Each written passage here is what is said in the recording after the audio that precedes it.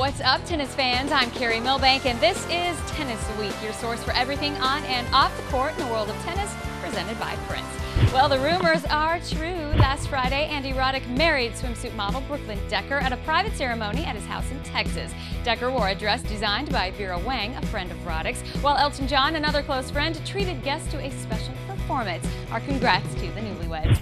The other big news over the weekend was Rafa Nadal winning his record 5th consecutive Monte Carlo title. He is truly the king of clay and will be going for his 5th consecutive French Open title next month. With that in mind, we caught up with author and sports enthusiast Robert Tuchman, who featured Roland Garros in his new book, 100 Sporting Events You Must See Live. Take a listen to what he had to say about the legendary tournament.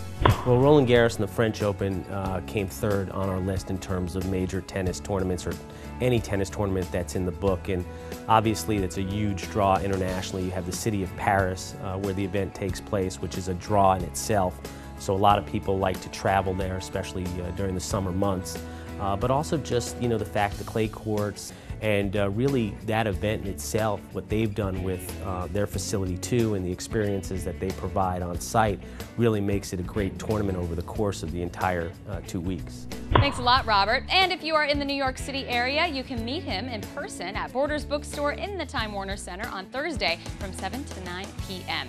While we're on the subject of good tennis reads, another one you should definitely check out is Marshall John Fisher's A Terrible Splendor. It takes a look at one of the greatest matches of all time, the 1937 Davis Cup match between American Don Budge and German Baron Gottfried von Kram.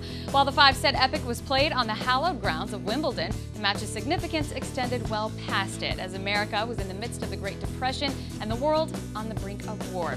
It's a great book that gives readers an in-depth look at that day, moving between a tennis match for the ages and the dramatic events that led Germany, Britain, and America into global war.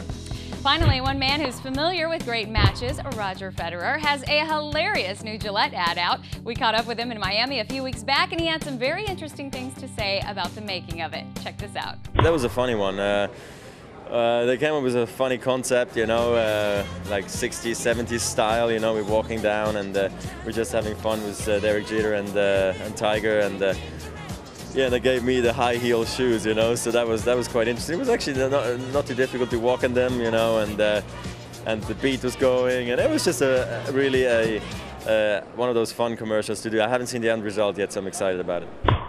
That is going to do it for now. Be sure to tune in later in the week for our Mother's Day edition of the Gear Guide. Trust me, you do not want to miss it. I'm Carrie Milbank, and I'll serve you later.